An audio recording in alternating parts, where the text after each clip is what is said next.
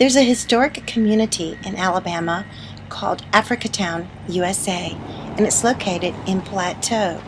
I'm standing on Paper Mill Road, and what you're looking at are backhoes and bulldozers, which are digging up the land, preparing for a pipeline. The people who live in this historic neighborhood and the children who attend school here have endured poor air quality for many years, as they are located next to the former paper mill, which is now Kimberly-Clark. The state of Alabama awarded $25,000 to this historic community for a garden. They established the garden, but the money was sent back, and residents of this community want to know, where is the money? And now a pipeline is being put in next to their garden.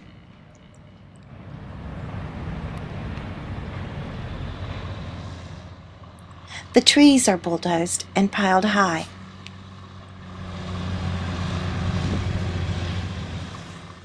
Residents say they cannot sleep at night because of the noise from trucks, which run all night long.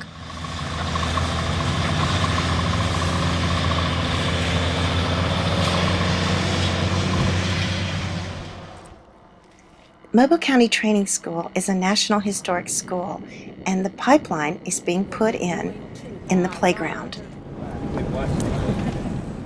Members of the Africatown community gather for a protest. Good afternoon. I want to thank you all for coming out here today. I'm Joe Womack, and who we have behind me are members of the Africatown community and Africatown stakeholders and members of the MEJAC Committee, Mobile Environmental Justice Action Committee, a coalition of people, both black and white, that are concerned about what's happening in the Africatown community and throughout Mobile County. Today we're here to tell the pipeline people and the oil company to stop it. We want you to stop it. We've had enough, and we want you to stop it. We realize you're playing bully ball, and we don't appreciate it. You know, the people in Africatown, we paid our due. We paid our part. I had two uncles that fought in the Korean War. My brother and myself, we were in the service during the Vietnam era. My brother went to Vietnam, earned 2 Bronze Stars and a Purple Heart. We have a nephew that went to Afghanistan and with their three tours and just came home. At my last Christmas dinner, we told our family that we've done our part. We serve our country with distinction. In Africatown, we said the same thing. We've done our part. For 50 years, we were here while the pipe and the ash and stuff was spewed out of international paper and scotch for 50 years down on us like snow in the summertime. And we paid our part. Let somebody else do that. We want you to stop it. We don't want this pipeline coming through here, and we definitely don't want it going through the Mobile watershed out of that Big Creek Lake. We want the water service people to do their job. They have our permission to continue that fight. We all pay our water bill, which make up their money. They have their job to protect our water. The eminent domain was given to the water company years ago to protect that water. We want them to continue that protection. Don't let them bring those pipes and anything hazardous through the watershed. I'd rather pay increased rates than to be drinking water filled with chemicals from a spill of petroleum, such as what happened up in West Virginia. We don't want to see that happen here to us. We're also here to say that we're gonna, not only, if you look back here, you'll see those tree line being cleared away from them, the later pipes, and it's right next to a community garden where the people have been gardening for over 30 years. We don't want that to happen. That should not happen. We grow stuff for to eat out here in those community gardens. And we don't want them to lay those pipes right next to the food that we're going to be growing for our people. All right. That shouldn't be happening. Not long ago, the state gave the community $25,000 to expand and improve those gardens. And all of a sudden, the money was sent back for some reason. Did the pipeline people have something to do with that? I don't know, but that's just a question in the back of my mind. If you look over here, you'll see them right now about to dig on the school campus. That should not be so. Those kids cannot even come out there today and do their PE on a regular basis because of this. What they'll do, if you look, they're tearing down a backstop for baseball that yesterday the kids was practicing on. They can't even practice baseball today. And we don't like that. We don't think that's right. And we want them to stop it. And it's a historic school, a national historic school, that they should respect as much as we respect it. We also are here to protest against those ads that's been going out over the airways, on the radio, WDLT, talking about how safe and how secure and how everything the pipes are to the people. Part of those ads say that jobs are coming to Mobile for our people. Well, if you look out here right now, they're clearing the way for the pipeline, and they've got about 10 trucks out there, and not one truck has an Alabama tag on it. All right. Not one truck. Texas, Mississippi, and other places. So where are the local jobs? Where are the local jobs? There's a man standing out here making $25 an hour just holding up a stop sign. See this young girl there? She could do that. She could do that. Local jobs, where are the local jobs? That's right. We all can do something like that. The paperwork they submitted said that 40 jobs locally was going to come out of the pipeline being laid in Africatown, and 50 jobs were going to come out of the pipeline being laid across Big Creek Lake, but they offer no proof. Identify those jobs. They offer no proof. Show me, as they said in Missouri, show me.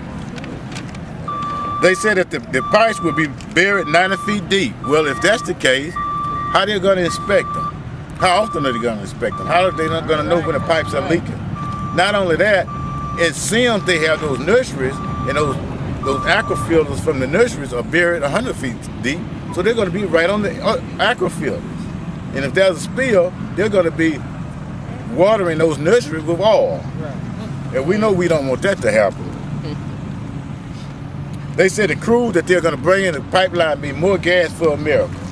Well, it's a known fact that most of the fuel made from that crude is going to go overseas. Going to China and elsewhere. Very little is coming back to America. So we don't agree with those statements. We think all those statements are misleading. But the main thing we want to say here today is that we want Mars to continue that fight, continue the struggle. We're going to be back down at the Mars Board of Directors meeting Monday morning. And we're going to encourage them to continue that fight on our behalf, because we don't want the pipelines coming through here. We don't want it going through our watershed. We don't want it going through anywhere in Mobile County. We want good, clean, environmentally friendly business here in Mobile. That's what we're all about. And so don't take that away from us.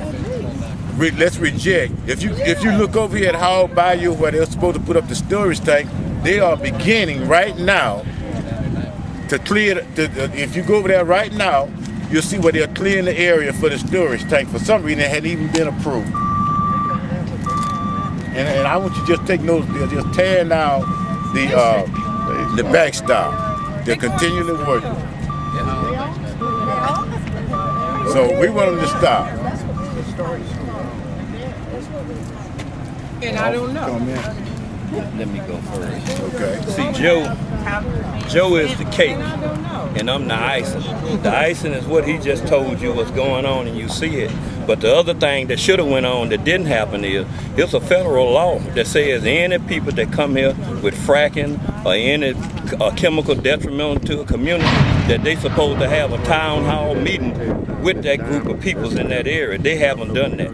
They haven't had no meeting with none of us, and that's a federal violation that's against the law. And because we know the oil company don't care because of all the money they got. But we here to say that we are not going to stop until we get something done about this Plains South Capital. The people in Canada that's sending the oil down here, they say they didn't care where it goes, as long as we get it out of Canada. So now it's down here in the United States and right here in our neighborhood.